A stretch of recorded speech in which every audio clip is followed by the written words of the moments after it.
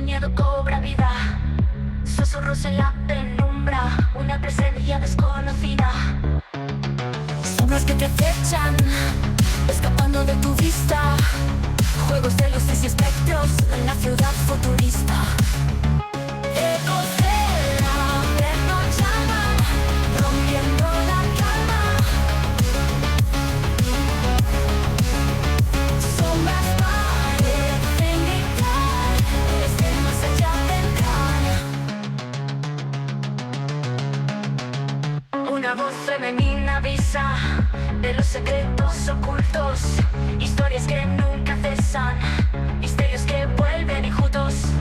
Luces de neón parpadean, líneas invisibles se trazan, se escuchan pasos y risas, se barriten la amenaza. Ecos del averno llaman, rompiendo la calma. Sombras parecen gritar, desde más allá vendrán.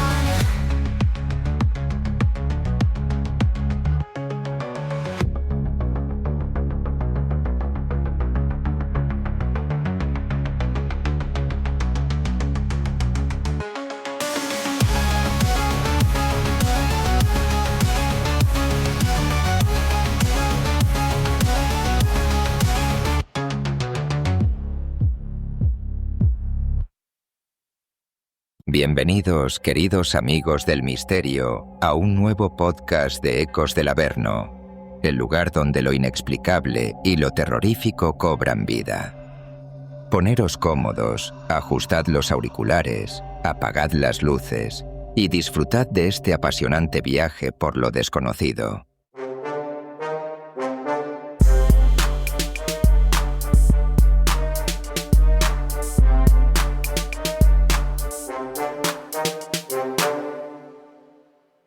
Bienvenidos, queridos amigos, queridos acólitos del Averno, a este nuevo podcast de Ecos del Averno.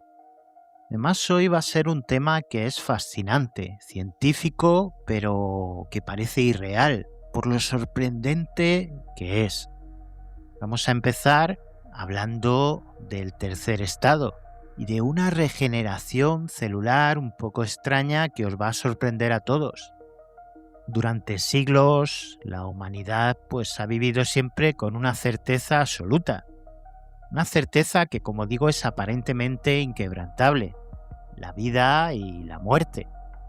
Dos estados que son dos extremos. Podremos decir que son dos puntos sin retorno. O estar vivo o estar muerto. No hay un término medio. No hay una transición. No hay una zona gris. Pero, queridos amigos, ¿y si esa certeza fuera solo una simplificación? ¿Y si la biología, que como sabemos es la ciencia más básica de todas, estuviera empezando a demostrar que entre la vida y la muerte hay algo más? Algo que no encaja. Algo que por supuesto no está en los libros de texto clásicos ni nos enseñan en ningún sitio. Algo que realmente no sabemos cómo definir. En los últimos años, varios equipos científicos han observado un fenómeno realmente inquietante. Células que sobreviven tras la muerte del organismo. Células que se reorganizan. Y células que desarrollan nuevas funciones. Pero lo más desconcertante, queridos acólitos del Averno, es que hablamos de estructuras vivas que emergen de tejidos muertos y además lo hacen con comportamientos completamente nuevos. No es una teoría, tampoco es especulación. Todo esto que vamos a ver hoy es una investigación real y ha llevado a algunos científicos a plantear una idea tan inquietante como provocadora: la existencia de un tercer estado. Y en el segundo bloque, el tema no deja de ser menos apasionante, porque os voy a invitar a apartar la vista de esos fantasmas clásicos y vamos a mirar de frente a un abismo mucho más oscuro, el de la mente humana cruzándose con lo desconocido. Porque hoy, queridos amigos, os traigo un caso donde cada atestado policial, cada página del sumario judicial es más aterradora que cualquier novela de Stephen King. Un sumario que es totalmente real y verídico y está fechado en Brasil en 1966. El expediente de las máscaras de plomo.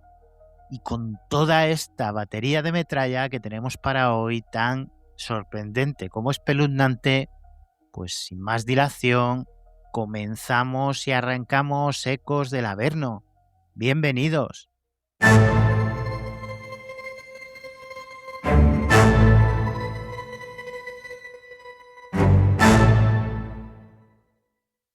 Y ahora nos podríamos preguntar, pues la pregunta del millón, ¿no? ¿Qué es realmente la muerte? Y sobre todo, ¿por qué no es tan simple? Porque si vamos a lo científico y a la medicina, pues se definiría la muerte en varias fases: paro cardíaco, cese respiratorio y muerte cerebral. Pero a nivel celular parece ser que la historia es muy diferente, porque como todos sabemos, el cuerpo no se apaga, entre comillas, de golpe. Es más bien un colapso progresivo. Algunas células pues mueren en minutos, pero otras, sin embargo, sobreviven durante horas o incluso días. Por ejemplo, células de la piel, del cabello o del sistema inmunológico pueden seguir activas tras el fallecimiento. Esto ya era conocido, pero lo que no se entendía es lo que podía ocurrir después. En los últimos años, investigadores como Michael Levin han revolucionado la forma de entender las células. Su enfoque podríamos decir que es radical. Las células no son simples bloques pasivos, son sistemas dinámicos capaces de reorganizarse. Tienen comportamientos colectivos complejos. Y esto, queridos amigos, abre una puerta más que inquietante, que la vida no depende solo del organismo completo. Uno de los hitos más importantes son los Xenobots del 2020, creados a partir de células de rana de Xenopus laevis, y aquí está la clave, porque esas células estaban destinadas a ser piel, pero al reorganizarlas crearon algo completamente nuevo.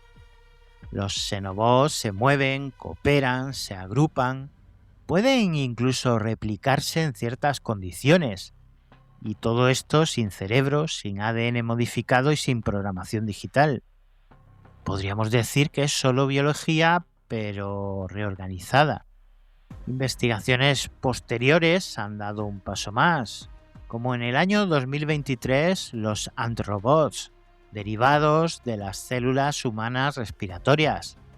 Y estas células tan peculiares se autoorganizan en estructuras móviles, se desplazan, responden al entorno y además pueden ayudar a reparar neuronas dañadas en el laboratorio.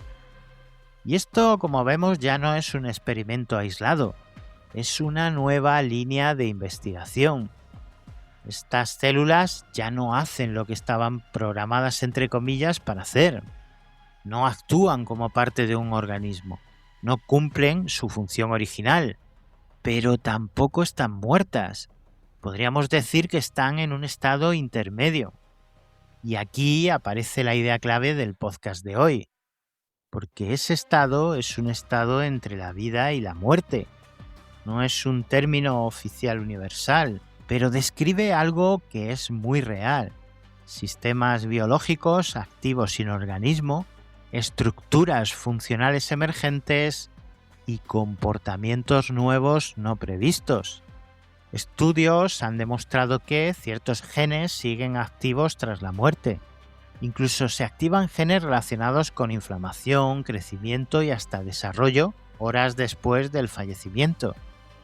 También hay investigaciones en animales que han detectado picos de actividad cerebral tras paro cardíaco. Podríamos decir que es un último estallido de actividad neuronal. En el laboratorio, células adultas pueden revertir su estado o convertirse en otros tipos celulares. Esto refuerza la idea de que la identidad celular no es fija. Y luego vamos a una de las ideas más provocadoras y revolucionarias. ¿Existe inteligencia sin cerebro? Porque como estamos viendo, queridos acólitos del Averno, las células cooperan sin sistema nervioso. y se organizan, se adaptan, se comunican. Y esto, por supuesto, nos plantea preguntas enormes. ¿La inteligencia es exclusiva del cerebro? ¿O, sin embargo, es una propiedad emergente de la vida? Esto no es solo teoría, tiene aplicaciones. Medicina regenerativa, reparación neuronal, tratamientos degenerativos y bioingeniería. Pero también abre muchos dilemas. ¿Hasta dónde podemos intervenir? O el más polémico, ¿no? ¿Qué estamos creando realmente? ¿No hay conciencia en estos sistemas? Evidentemente no hay vida después de la muerte en sentido espiritual y no hay identidad personal, pero sí que hay algo muy incómodo que plantearnos, que la muerte no es un punto limpio. Quizás el mayor error que cometemos es pensar que la vida es binaria, que es on o off, encendido o apagado, presente o ausente. Pero como estamos viendo, queridos amigos, la biología nos está diciendo algo muy distinto, que la vida es un proceso, pero que la muerte también. Y entre ambos hay zonas que no entendemos.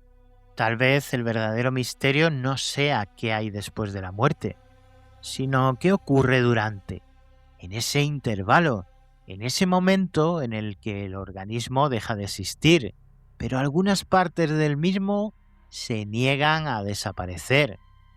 Porque quizá la pregunta no es cuándo termina la vida, ¿verdad? Quizá la pregunta realmente interesante sería ¿cuándo deja realmente de existir?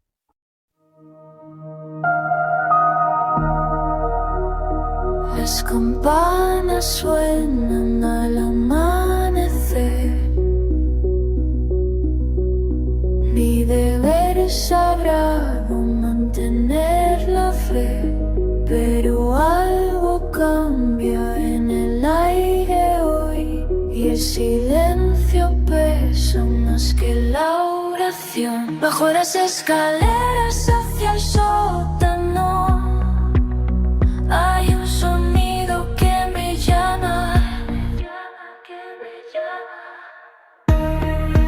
Ecos del Averno suben por las paredes, entre las grietas del suelo sagrado. Ecos del Averno rompen mi cordura y las campanas ya no suenan igual. En el subterráneo encontré un portal. Las piedras sangran, no puedo escapar. Voces antiguas hablan sin cesar y mi alma tiembla al escuchar. Los santos lloran lágrimas de fuego. Las cruces caen, el altar se quiebra. Se quiebra, se quiebra, se quiebra. Ya no hay salvación.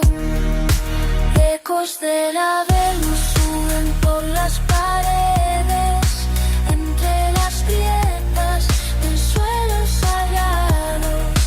Ecos del Averno rompen mi cordura y las campanas ya no volverán.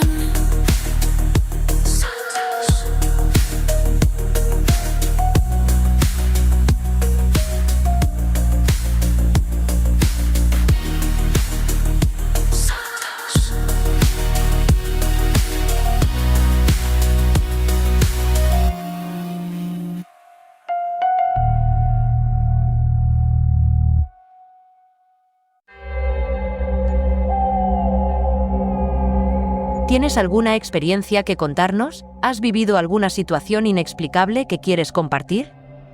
Envíanos un correo a testimonios@ecosdelaverno.com.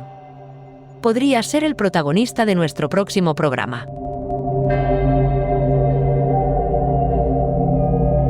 Y para continuar el podcast, queridos amigos, vamos con otro caso fascinante, el expediente de las máscaras de plomo.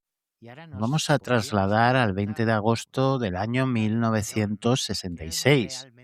Aquí, un muchacho de tan solo 18 años, llamado Jorge da Costa Alves, sube por las laderas del escarpado Cerro del Vintén, en Netiroy. Busca una cometa.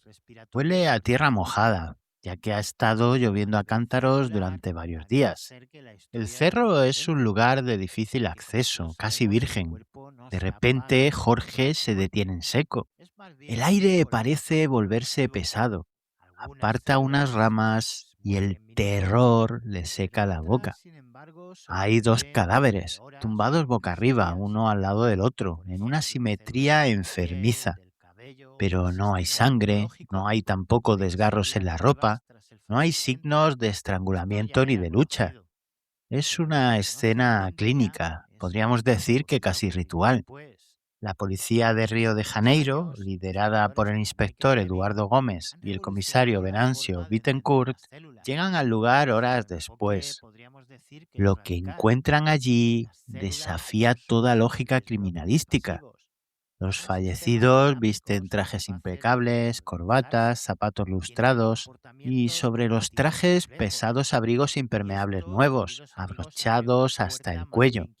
Junto a ellos se pueden encontrar varios objetos, como por ejemplo una botella vacía de agua mineral de la marca Magnesiana, un paquete con 2 toallas, un bloc de notas y sobre sus rostros el detalle que bautizó esta pesadilla.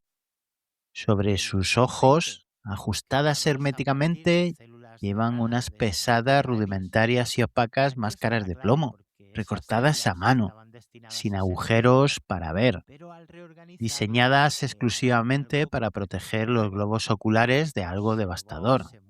Un destello nuclear, una radiación de otro mundo. Eran hombres de ciencia, o eso parecía. Sabían que el plomo es el aislante definitivo. Pero, queridos acólitos del Averno, ¿qué diablos esperaban ver en esa montaña que requería tal protección? Los muertos son rápidamente identificados. Son Manuel Pereira da Cruz, de 32 años, y Miguel José Viana, de 34. Dos socios electrónicos que residían en la localidad de Campos dos Goitacaces. Hombres respetados, racionales, casados y con hijos. O sea que, como podemos ver, no eran vagabundos ni locos solitarios. Pero el periodismo de investigación exige rascar bajo la pintura.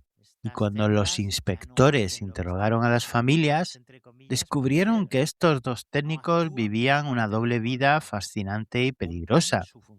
Pertenecían a una subcultura muy activa en el Brasil de los 60, el espiritismo científico.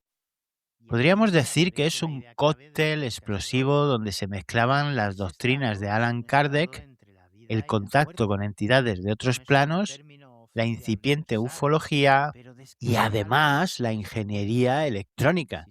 Manuel y Miguel no hacían sesiones de Ouija, construían máquinas, dispositivos de radiofrecuencia para intentar captar señales del más allá o del espacio exterior. De hecho, los archivos policiales revelaron un suceso aterrador ocurrido solo unas semanas antes de su muerte. En junio de ese mismo año, 1966, en el jardín de la casa de Manuel, en la zona de Praia Grande, hubo una brutal explosión. Los vecinos vieron un destello cegador. La onda expansiva fue tal que hasta reventó las ventanas. Cuando la policía investigó en su momento, los técnicos alegaron que estaban probando unos circuitos.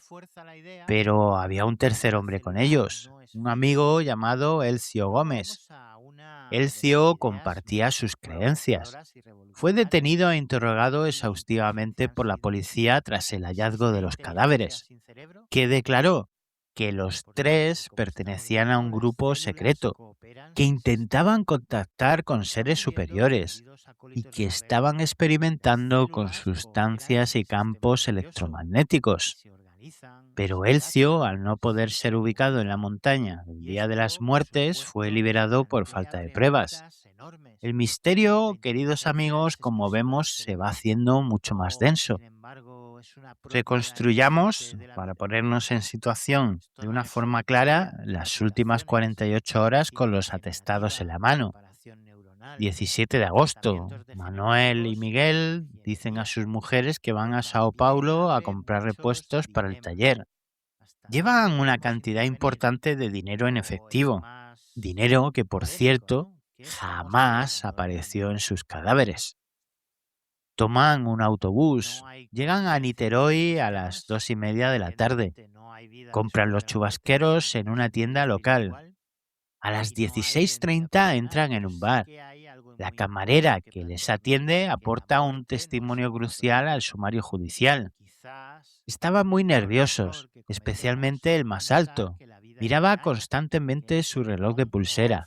Estaba impaciente, sudaba. Salieron rápidamente a la calle bajo el cielo negro que amenazaba tormenta. Compraron la botella de agua mineral y aquí, queridos acólitos del Averno, viene el dato que destroza la teoría del suicidio ritual. En los bolsillos de los cadáveres, los forenses encontraron un papel.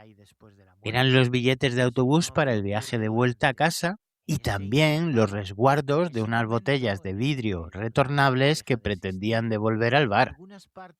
Manuel y Miguel no subieron a ese cerro a morir, subieron a encontrarse con algo, a realizar un experimento o a recibir un mensaje con la absoluta certeza de que volverían a cenar a sus casas al día siguiente. Comienza a diluviar sobre el cerro de Vintém. Los dos técnicos suben por la maleza. Finalmente llegan al claro. Allí sacan el bloc de notas. Ese bloc contenía en sus primeras páginas extrañas ecuaciones matemáticas y esquemas de circuitos electrónicos. Pero en la última página escrita, con una caligrafía temblorosa, la hoja de ruta de la locura.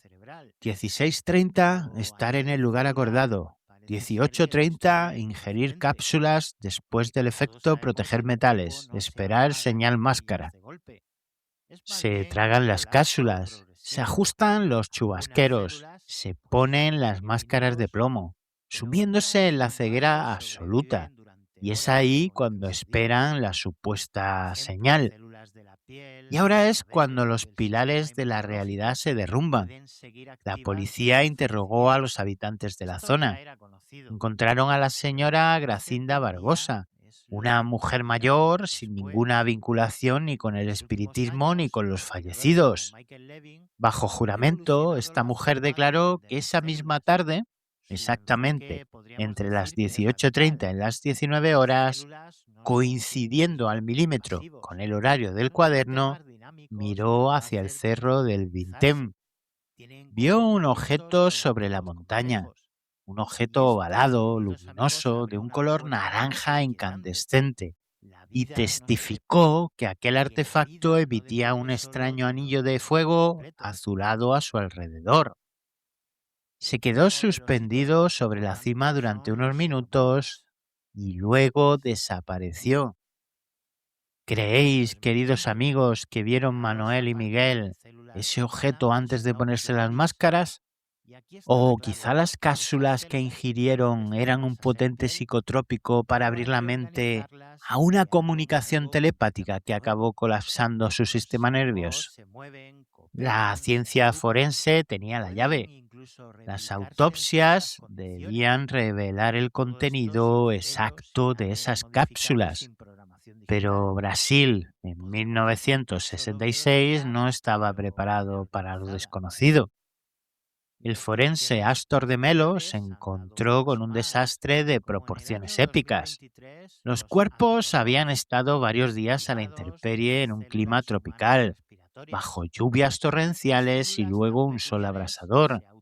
La putrefacción ya estaba avanzada, pero el verdadero escándalo fue el institucional. Los órganos fueron enviados a los laboratorios de toxicología del Estado. Semanas después, el informe oficial del gobierno fue una humillación. Admitieron que no tenían los equipos ni los reactivos químicos necesarios para detectar neurotoxinas complejas o radiación residual en tejidos en ese estado. Así que, queridos amigos, esos informes toxicológicos volvieron en blanco, sin violencia física, sin veneno detectable, sin respuestas. El caso fue archivado como muerte por causas no determinadas. Las máscaras de plomo, por su parte, descansan hoy, oxidadas y lúgubres, en un cajón del archivo criminal de la Policía Civil de Río de Janeiro. Son dos pedazos de chapa sin vida, pero si pudieras tocarlas, notarías los bordes afilados, el peso muerto del metal y, sobre todo, queridos amigos, el terror de lo que representan. Así que esta noche, cuando apagáis la luz, poned la mente por un segundo en la piel de esos dos hombres. Pensad en el ruido ensordecedor de la tormenta golpeando los chubasqueros. Pensad también en el sabor químico de unas cápsulas desconocidas bajando por la garganta. Y sobre todo, pensad en el acto definitivo de fe ciega: taparse los ojos con planchas de plomo y tumbarse en el barro a oscuras. Imaginad qué tipo de fuerza, de entidad o de terrorífica certeza les convenció para hacer eso. Está claro que estaban esperando a algo, y lo que más hiela la sangre a los investigadores más de medio siglo después no es pensar que ese algo no bajará nunca de las nubes. Lo verdaderamente aterrador es pensar que quizás aquella noche bajo la lluvia ese algo sí acudió a su cita. Y hasta aquí, queridos amigos, queridos acólitos del Averno, llega el podcast de hoy. Ciencia, avance, misterio, intriga y sobre todo mucha incertidumbre. ¿Llegaremos algún día a descubrir la forma de vencer a la muerte? ¿Qué pasó con esos dos científicos para que decidieran irse a la montaña con la lluvia que había, ponerse esos chubasqueros y esas máscaras de plomo y confiar ciegamente en ese contacto extraño que esperaban? Realmente, por lo menos a la segunda, parece que no vamos a tener respuesta. Esperemos tener más suerte con los avances de la ciencia en la primera. Recordad también, queridos acólitos del Averno, que si tenéis alguna vivencia o testimonio que queréis compartir, podéis enviárnosla a testimonios@ecosdelaverno.com. Dentro de poco, con las que vamos recopilando de vez en cuando, haremos un especial de experiencias de los acólitos, que seguro que os va a gustar mucho y lo vais a disfrutar. Y por mi parte, pues nada más, agradeceros como siempre a todos y a todas la fidelidad, el estar ahí, el disfrutar conmigo de todos estos misterios que relato en el podcast. Espero que tengáis una excelente semana, amigos. Y como siempre os digo, recordad estar en alerta y no dejéis de mirar hacia atrás. Nos vemos, nos escuchamos, como siempre, la próxima semana, aquí en vuestro Averno favorito. Bye bye.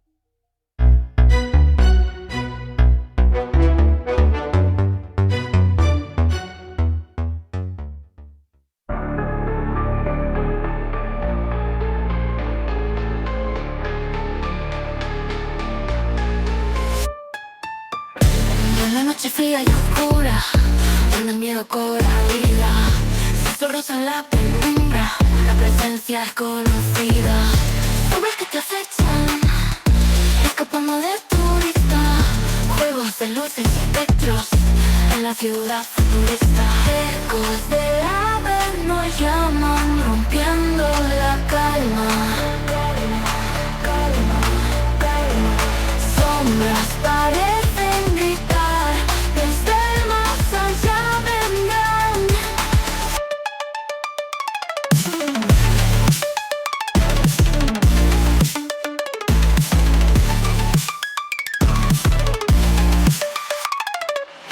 Una voz femenina avisa de los secretos ocultos, historias que nunca cesan, misterios Misterios que vuelven ocultos. Luces de neón parpadean, líneas invisibles se trazan. Se escuchan pasos libres, se valiente la amenaza. Ecos del Averno llaman, rompiendo la calma. Sombras parecen gritar, desde el más allá vendrán.